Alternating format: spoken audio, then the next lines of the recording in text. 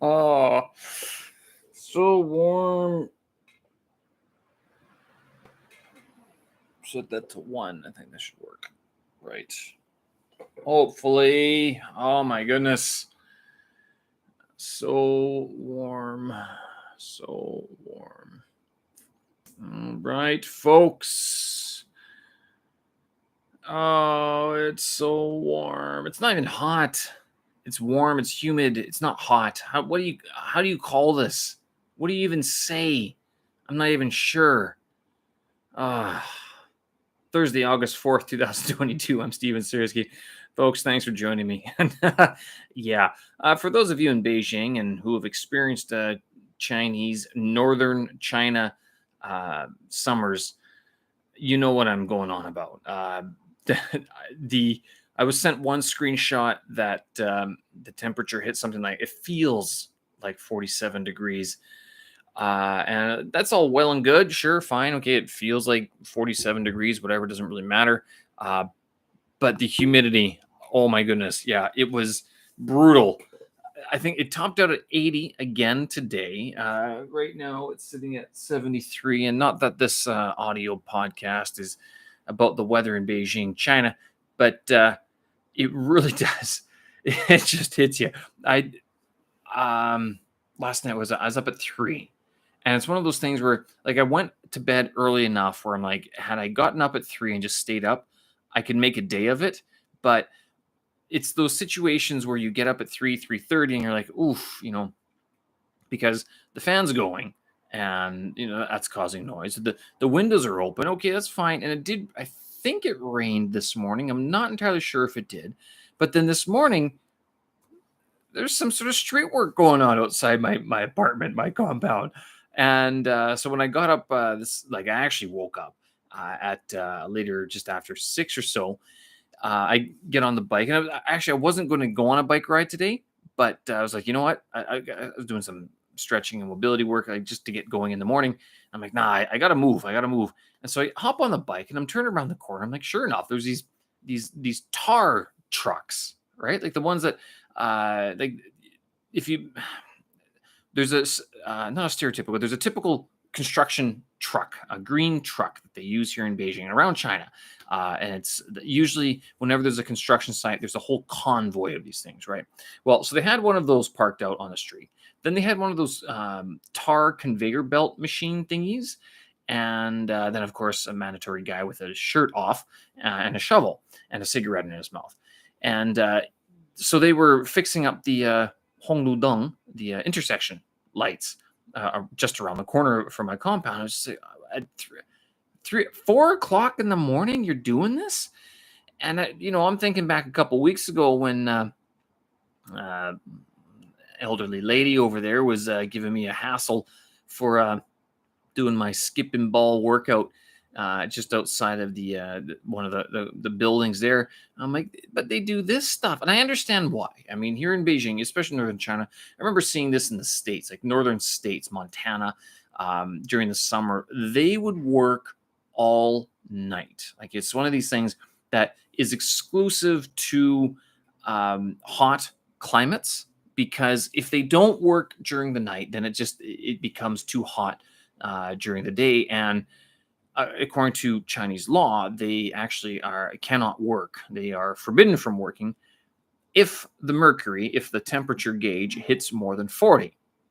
Now, since this is a highly structured country and people, I think I can count the times that it has actually hit over 40 on one finger, because it doesn't happen. Tomorrow it might hit 39. It won't be more than that. It might not be more than that. It might feel like 47 or 55 above, but technically, according to the temperature gauge, it won't be over 39 degrees Celsius. And yes, that's pretty common to happen here in China. So these guys, they work out, not work out, they work during the night. And yeah, I mean, it's happened before in my hometown. It would never happen. It wouldn't happen, which is surprising, because my hometown, given its reputation for being so cold, for much of the year, you'd think that they'd actually just work, 6 weeks round the clock, hire 2 shifts, 3 shifts, whatever, and just get everything done. No, not going to happen. Instead, they clog up the most busy time of the day, like from rush hour in the morning to rush hour in the evening with construction work. And you're going, why don't you do this after, pay them time and a half, and get it done so it doesn't inconvenience everybody else? But I'm not in politics, especially not municipal politics. I am just a voice, I guess you could say. So yeah, it's they were beeping their trucks and everything this morning, and I, I did manage to get back to bed for a little bit, but I mean, it was just so hot. I think it was 80% humidity at that time. Even the fan was just blowing more water at me. Basically, it was like there was me sweating. There was the room humidity, and then there was the fan just blowing more of it onto me. I was like, sure, if you want more water on you, go for it.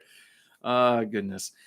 Major day today. No, not just because Pelosi has left Taiwan, but it's a Qixi here in China. And so one of the this is sort of a famous, well-known Valentine's Day. Apparently it's the original Valentine's Day in that it celebrates or it marks this story of was it Zhenyu is the girl, and Niu Lang is the I think it's the former ox god. Ox youth, right? The cowherd. So it's a cowherd and the weaver girl, Niu Liang and Zhenyu, and it goes back thousands of years. Apparently, it's one of the older traditions. I'm not sure how much it's been adhered to over that time, but in recent years, it's been sort of resuscitated, rejuvenated, not least because it's another reason to get young Chinese couples to actually touch each other and feel the love, but also because it stimulates a bit of consumption and like actual like physical. Oh wow, how do you follow that one up? Consumer consumption. Right, so dates, movies, flowers, shopping and stuff like that. So jewelry purchases as well. So that's the sort of consumption that China is moving towards in like this next, I guess, phase of opening up, if you will. But yeah, it's a couple's game. It's a couple's day. It's meant to mark being together with your loved one. But it is literally, I mean, if you're a foreigner in China and you hear of Qixi Day and say, oh, Valentine's Day, and you'd be like, wasn't that 2 months ago? And even 2 months ago, you would have been like, well, wasn't that a month ago? And then like 3 months ago, you'd be like, but you guys also celebrated Valentine's Day. So there's like 3 or 4 total. Valentine's Day, which is the Western one, March 14th, which is the Chinese sort of answer to Valentine's Day. And there's another one in between. I can't remember what the name is. And then there's Qixi, which is today. So there's like 4 Valentine's Days in China. In addition to Singles Day in November 11th, which is Taobao's big shopping day. Oh, that's what it is. 618 Liu Yao Ba. That's Jingdong. Okay, so Jingdong, which is another online shopping company, hosts the 618 shopping festival in June. So it's June 18th. And that was an answer to Taobao's, Alipay's Singles Day in November. So that's Double 11 is November 11th of every year, which is a big shopping festival. And so Jingdong, the online competitor, started 618, which is halfway through, kind of ish, whatever. So that's in addition to March 14th or March 11th, March 14th, and then Valentine's Day, and then also Qixi. So it does smack of consumerism a little bit, to tell you the truth, but whatever it is. The story is, let me see if I can pull it up here. So the basic rundown is that there were a couple of lovers, and they, let's see, Tianzhu, no, we're going to, Legend of the Cowherd and the Weaver. Niu Lang once served the ox when it was sick. in order to show its gratitude. The old ox. Sorry, I got to stop. I start from the beginning here. Once was a young, poor, but kind-hearted cowherd called Niu Lang, and an old ox. The ox was actually once the god of cattle, but due to some unfortunate circumstances, he had been downgraded as he had violated the law of heaven. No reason given. Niu Lang once saved the ox when it was sick, and in order to show its gratitude, the old ox helped Niu Lang get acquainted with Zhenu, a fairy, the seventh daughter of a goddess, and the Jade Emperor. Also, she's the Jade Emperor. When she escaped from her boring life in heaven to look for fun on earth. Oh, there you go. So the goddesses are, well, you don't want to say the word, but they're flitting about on human land, looking for some fun on some days, I guess, and a night out or so. So then Zhenu falls in love with Niu Lang. They get married. They live a typical life as a boy and a girl. They had 2 children, a boy and a girl. Goddess of Heaven, I think she's going to get jealous, furious. Yeah. So Zhenu, Goddess of Heaven, gets upset, and then she basically spites them.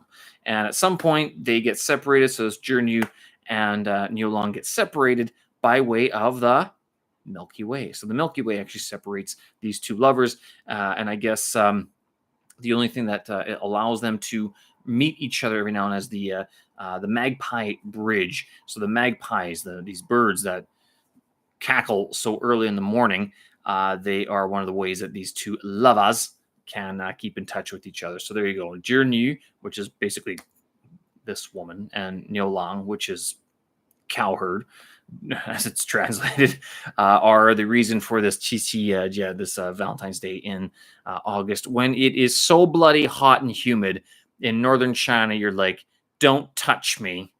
I don't want to do anything. I can't. I'm hot enough. Thank you. But I don't want to be any hotter. Okay? Leave the flowers over there. Let's get takeout because I don't want to cook anything because it's too hot already. So that's Valentine's Day. Pelosi is gone. She she flew away from Taiwan earlier today, 6 p.m. I think it was.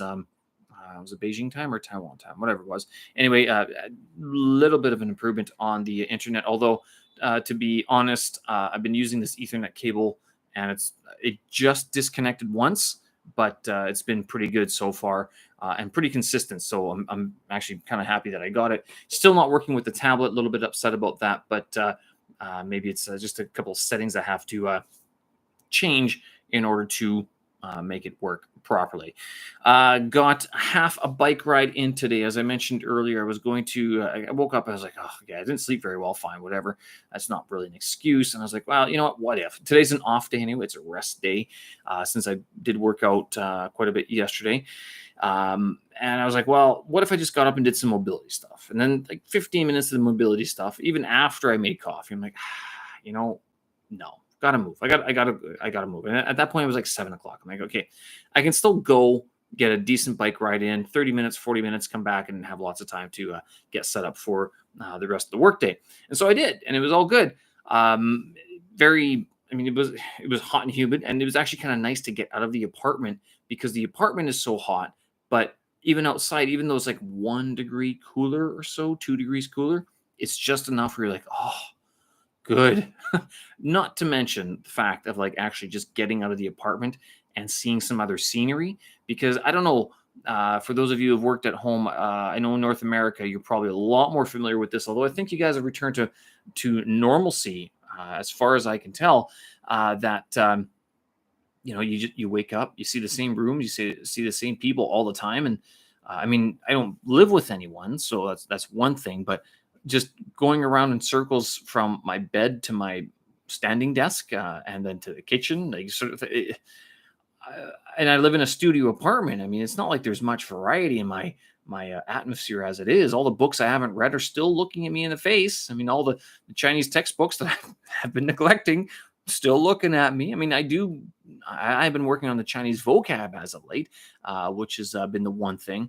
But, that sort of disappears when you minimize it on the cell phone, right? Just disagree. You don't have a written record of actually having done it unless you open up the app. And that's only if you can get by all those notifications that are being sent to you all the time, right? So this is kind of getting out to do that bike ride, getting out to do the workout in the morning. I found is like that one little respite of getting out of my apartment. I never really appreciated this. I remember other people talking about this here in Beijing, here in China, when home working first started. They were all sort of talking like, "Oh, I haven't left my apartment." I'm like, "How could you possibly do that?" And now it makes sense. Like if you're not working out, if you're not running, if you're not being very active in general, then yeah, you are going to hit you're going to live in this little hamster cage, this little hamster wheel, just going around and around, waking up, doing your job, and then basically sitting down, having a beer, and then watching TV and going back to bed, sort of thing. Like it's almost like that sort of thing. I have not done that. I've been very successful in staying away from that style. But yeah, I can see how some people would not be sucked into it, but it'd be very easy for some people to sort of entertain that lifestyle. I can't do it, so that's why I went for the bike ride this morning. We did finally have a rainstorm today. It was one of these almost a blackout. I don't know if you guys, for you folks in Beijing, if you remember this back in 2020, it was like July or August. I can't remember which day it was exactly. There was a blackout rain. I'd never seen this before. That where like during the day, we're talking like if it wasn't raining, it'd be sunny, right? Which is obvious statement, but this is like blackout. It looks like midnight, sort of darkness. And that's what this was 2 years ago, 3 years ago, 2 years ago, during the summer of 2020, this blackout rain. And apparently Hong Kong gets these every now and then. I'm not sure. I'm not sure if other parts of China are more familiar with this, but this was one of the few times it's happened in Beijing. Today, it wasn't a blackout rain. It was more of like a very dark gray rain. It turned red, but I suspect that was partially because of all the smog, the pollutants in the air, and so it was sort of refracting light in different ways. Did pour for a little bit, but I mean, it was like, I guess it's been going on for 2 hours or so. It's stopped. It's pretty quiet right now. So, I mean, the streets are wet. There's probably puddles outside, but I mean, it might rain again later tonight. Probably won't though. So, I mean, if it does, whatever, right? But it just, you can feel it. It drops the humidity from the atmosphere, from the air, so that you can breathe a little bit. That being the case, you cannot leave the direction of your fans, not at all. And I mean like the fan that's keeping you cool. I've got one on me right now. I mean, yesterday I mentioned, eyeballs going dry, and it's one of these things where, like, do you put it on oscillate and feel the temporary relief of being cool, or do you just leave it blasting at you, and then whatever side it's on, it dries out your eyeballs, so you start blinking a lot, right? Which, I mean, if you're not working from home and you don't have to have a fan on you all the time, you're not going to notice. I mean, it's not a deal for you. It's not something you have to deal with. But I know several people here in Beijing, or in the similar circumstance with me, where they don't want to turn on their air conditioner because it is expensive. But it's also, then you have the air conditioner running 8 hours, 9 hours a day. It's cheaper to run the fan. Right? They have 2 or 3 fans on them, and I mean, they're still just going, "Oh, it's just so hot." And it's not hot; it's humid. You're you're just human. You're sticky all the time, and you're going, "I can't wait for it to be over." But at the same time, since I come from one of the coldest cities in Canada, I don't want this. I don't want to pass this up. So I still enjoy every day I can. Yes, I still have hot coffee in the morning, and I still go for my workouts in the morning. And I swear, some of the weight losses that I've seen over the last, especially week, is mainly due to being dehydrated. Not going to lie. I mean, so yeah, we'll see what tomorrow brings. With the I guess it's going to be the quarter Murph. We'll see how far I get into it, but I'll try to do 5 or 6 rounds on the circuit, and hopefully it's not too hot, but I'll bring some water. And I know what I'm getting into, sort of thing. So let's hope that goes all right. Animation going okay. Did a few more things today, a few more cells. For sure, it is. I see how it can be sort of useful. I'm actually very excited and very interested in getting into the claymation, which I want to get done this weekend. So even if it's in a very rudimentary form, I certainly want to start doing animating clay and stuff like that. I've got some ideas that I've been wanting to try out. I've been thinking about the logistics of getting it done. Like, do I use my cell phone as a camera? Do I use another camera? Do I use something else? This is all something I can work out. I'll try them all out, sort of thing. But claymation, certainly, I think this could be fun because I can see some immediate or direct applications for some of the things I'm building, especially the language vlog, which I've posted a few more videos on today. And someone was telling me I should cut my hair. I'm like, how about you just post some videos on your channel before you criticize me, right? Okay. It's one of these accounts with 3 subscribers. And I understand some people create YouTube channels just for commenting, but I don't know. It seems kind of trollish to do, to tell you the truth. But yeah, so I see some applications of not just animation, but claymation, especially as they pertain to educational circumstances and my language vlog, which I continue to build as we speak. All right, folks, I'm going to leave it there. Thanks for listening. I appreciate it. Show notes, tracks, and videos up on my website, stevensearchgut.com. This weekend, I will have a few other things going on, so I will hopefully have a better report for you on Monday about some of the things I'll be able to assemble. All right. Thanks again. We'll talk again. Have a good one. Stay cool and happy Qixi Jie. Qixi Jie Kuai La in China. Have a good one. Thanks for listening. We'll talk again. Bye-bye. And that will be it. Peace.